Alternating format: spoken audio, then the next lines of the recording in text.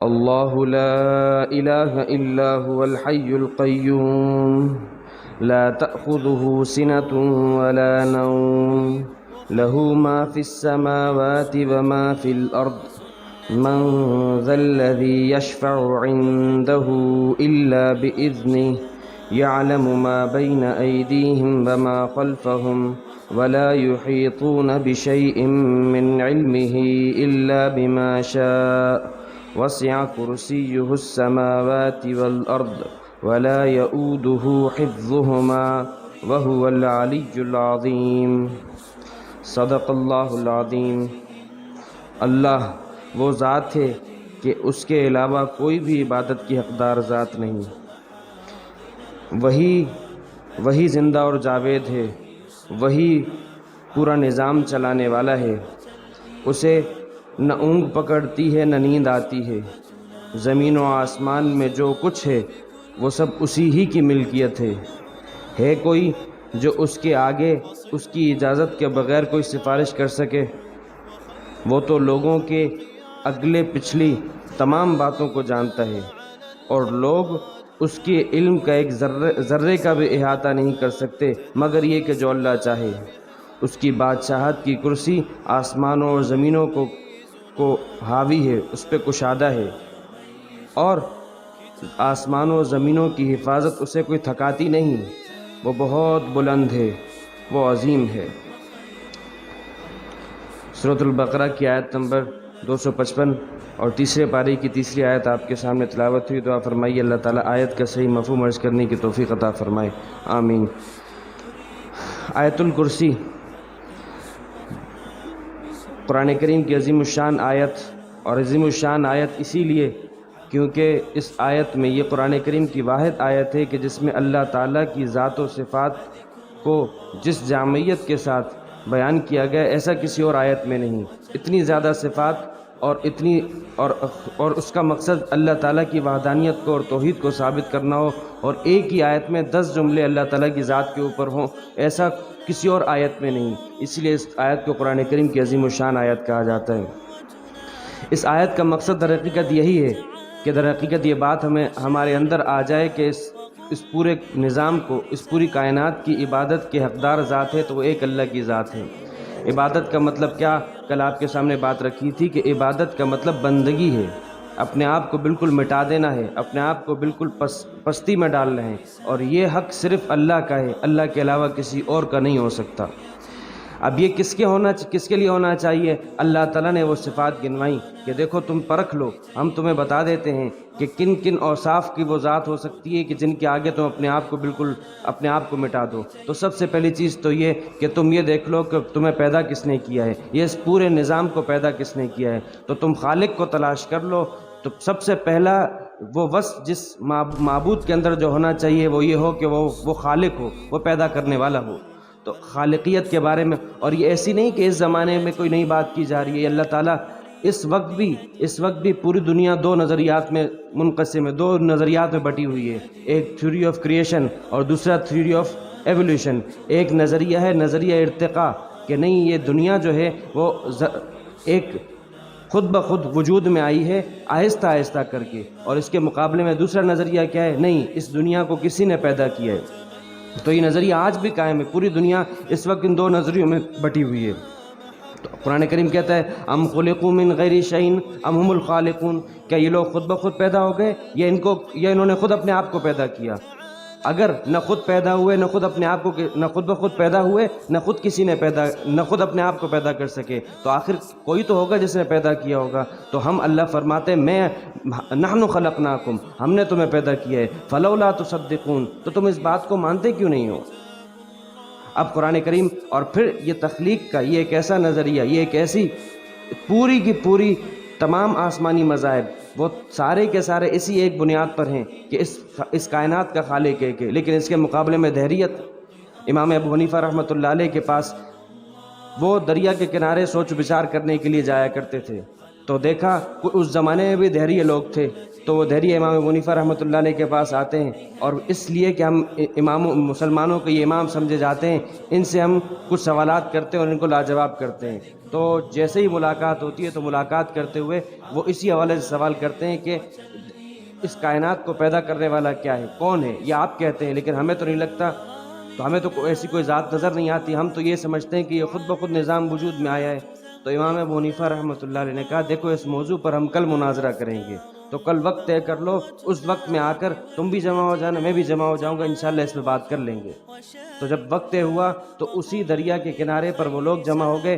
امام ابو حنیفہ رحمۃ اللہ علیہ وقت ہو چکا ہے لیکن ابھی تک پہنچے نہیں، تو یہ لوگ خوشی میں بغلے بجانے لگے کہ دیکھو ہم بظاہر ہم چونکہ حق پر تھے اس لیے مسلمانوں کا امام نہیں آ سکا، لیکن تھوڑی دیر میں جب آتے ہوئے دیکھا امام ابو حنیفہ رحمۃ اللہ علیہ کو تو پوچھا تاخیر سے آئے، تو تاخیر سے آنے کی وجہ امام ابو حنیفہ رحمۃ اللہ نے خود بیان فرمائی، یہ بتایا کہ دیکھو میں تو وقت پہ نکل آیا تھا، دریا کے کنارے پہنچا تھا، لیکن معاملہ یہ تھا وہاں کوئی کشتی نہیں تھی، لیکن میں نے دیکھا اچانک سے ایک درخت کٹتا ہے، اس کے کٹنے کے بعد اس سے پھٹے بنتے ہیں اور وہ جا کے وہ جڑنا شروع ہو جاتا ہے، اور میں کشتی پہ سوار ہوتا ہوں اور وہ کشتی چلنا شروع ہو جاتی ہے، جیسے کشتی چلتی ہے تو میں ابھی تو اس پورے مرحلے میں تھوڑا ٹائم لگا اس لیے میں تمہارے پاس تاخیر سے آیا ہوں۔ تو وہ لوگ کہتے ہیں دیکھو کتنا بے وقوف، ہم اس سے مناظرہ کریں گے؟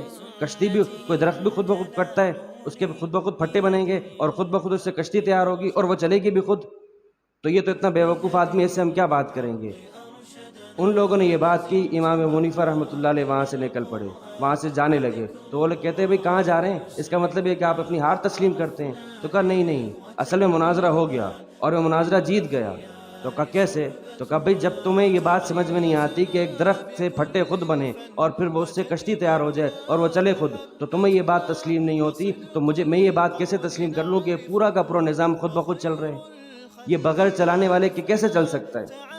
ایک عرب کا بدو دیہاتی شخص وہ جب صحرا میں جاتا ہے تو صحرا یہ ایک واقعہ موجود ہے، کتابوں میں موجود ہے کہ دیہاتی شخص سے صحرا میں جا رہے، وہ کہتے ہیں البارۃ تدل علی البعیر، صحرا میں اونٹ کی لید اور گوبر نظر آتی ہے تو ہمیں پتہ چل جاتا ہے کہ یہاں سے اونٹ گزرا تھا۔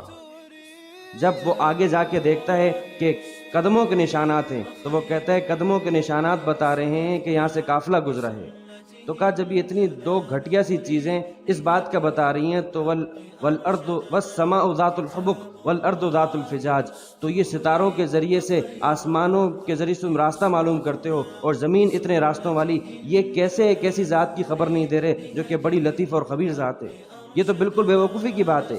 آج کے زمانے میں بھی اس قدر علمیت کا زمانہ کہلاتا ہے، لیکن پھر بھی کس بات کو مان لیا کہ ایٹم وہ خود اس کے اندر تبدیلی ہوتی رہتی ہے اور وہ بس خود بخود اس سے، تو اگر کوئی بت کو خدا مانتا ہے تو ایک سائنسدان وہ ایٹم کو خدا مان رہا ہے، وہ کہہ رہا ہے کہ اس نے خود اپنے آپ کو اپنا پورا نظام بنایا۔ ہاں اگر یہ اس نظام کو یہ کہہ دیا جائے کہ اس طریقے سے اللہ نے چلایا ہے تو بات تسلیم کرنے کے لیے قابل ہے، لیکن تم کہو کہ نہیں اس کے اندر یہ جو اس کے اندر ذرات ہیں یہ خود آپس میں اس طرح چلتے ہیں اور اس میں یہ پروسیس ہوتا ہے اور یہ پوری چیز عجیب و غریب بات ہے، عقل میں آنے والی بات نہیں۔ دھماکہ ہمیشہ ہوتا ہے چیزوں کو برباد کرنے کے لیے۔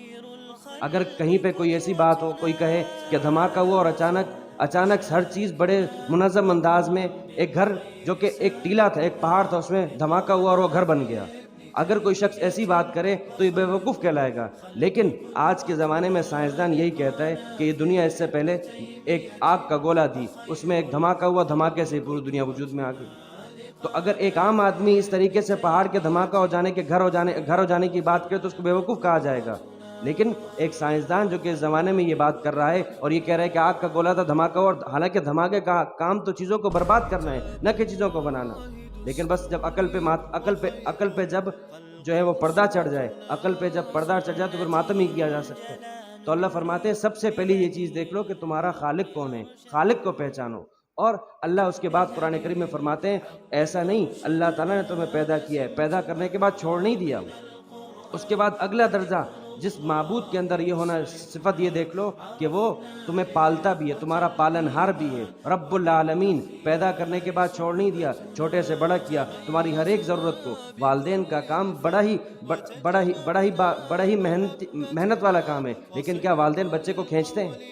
بچے کو تو بڑا باپ کرتا ہے، اولاد کو تو بڑا باپ کرتا ہے والدین کا، اور ایک کسان کا کام تو یہ ہے کہ وہ کھیت میں وہ کیڑا لگنے سے بچائیں گے، وہ کوئی ایسے کام کریں گے کہ جس سے فصل خراب نہ ہو۔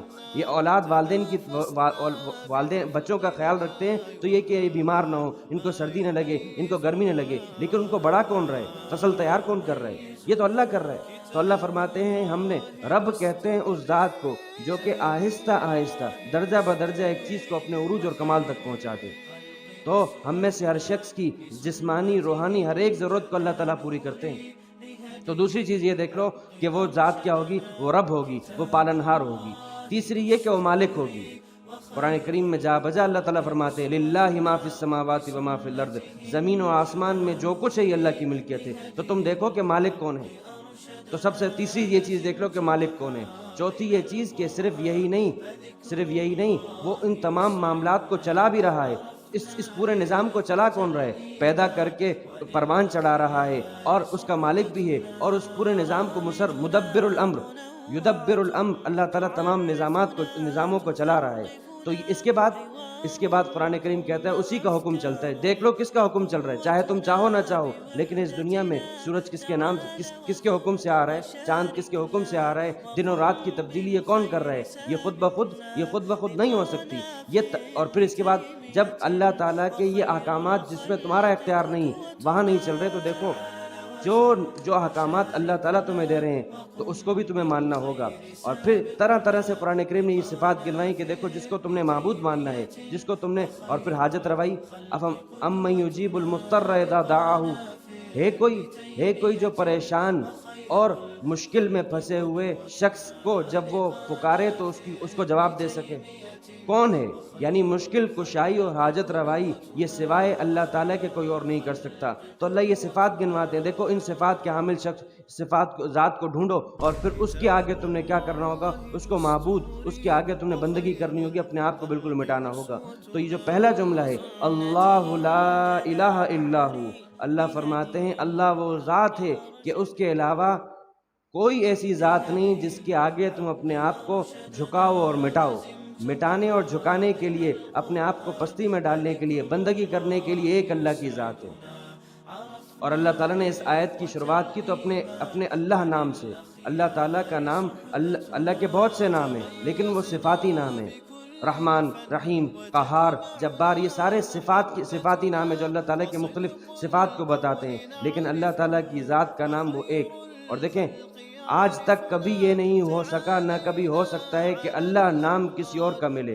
یعنی اللہ تعالیٰ یہ چاہتے ہیں کہ جب بھی تمہارے سامنے اللہ لفظ آئے تو یعنی اگر قاسم کہا جائے، ذاکر کہا جائے، فائق کہا جائے تو آپ کے ذہن میں کوئی اور بہت سے شخص آ سکتے ہیں، لیکن اللہ نے اپنے لیے ایک ایسا نام رکھا جو کسی اور کا نہ آج تک کسی کے رکھنے کا گمان ہو سکتا ہے، نہ کوئی رکھ سکتا ہے، کہ اگر اللہ کا نام آئے تو فوراً تمہیں اس ذات کی طرف دھیان جائے تمہارا، اس کے علاوہ کسی اور ذات کی طرف تمہارا دھیان نہ جائے۔ تو اللہ اس کا ذاتی نام لا الہ الا ہو، اس کے علاوہ کوئی بھی ایسی ذات نہیں جس کے آگے تم اپنے آپ کو پسیج سکو، جس کے آگے تم اپنے آپ کو مٹاؤ۔ مٹانے والی ذات وہ ایک اللہ کی ہے۔ اب یہ ایک دعویٰ ہے۔ اب قرآن کریم اس آیت میں اللہ تعالیٰ اپنی صفات گنوا رہے ایک ایک کر کے۔ یہ تو میں نے آپ کے سامنے خلاصہ رکھا، آئندہ درس میں انشاءاللہ اللہ تعالیٰ 9 جملے اور 9 صفات گنوائیں گے کہ جس اللہ کے بارے میں ہم یہ کہہ رہے ہیں کہ وہی عبادت کی حقدار ہے، اس کے اندر کیا صفات ہیں؟ الحی القیوم لا تأخذہ سنۃ ولا نوم لہ ما فی السماوات و ما فی الارض۔ تو یہ 9 جملے، یہ 9 دلائل ہیں۔ یعنی جس طرح ایک دعویٰ کیا جاتا ہے، ایک کلیم کیا جاتا ہے تو اس کلیم پر آرگومنٹس دینے پڑتے ہیں، دلائل دینے پڑتے ہیں۔ تو اللہ نے پہلے دعویٰ کیا ہے اللہ لا الہ الا ہو، اور اب اس کے 9 دلائل دے رہے ہیں۔ ان 9 دلائل میں اس بات کو بیان کیا جا رہا ہے تم ایسی ذات کسی اور کوئی اور ذات ہے نہیں، لہٰذا عبادت کی حقدار ذات اللہ کے علاوہ کوئی اور نہیں ہے۔ اللہ تعالیٰ ہمیں سچے معنوں میں اپنے توحید اور موحد بنائے، جو کہ در حقیقت ایک ایسا نظریہ ہے، دنیا کی سب سے بڑی سچائی۔ جو شخص، ایسا تو نہیں کہا قرآن نے، حدیث میں ایسا تو نہیں آیا کہ جس نے اس بات کا اقرار کیا من قال لا الہ الا اللہ دخل الجنہ۔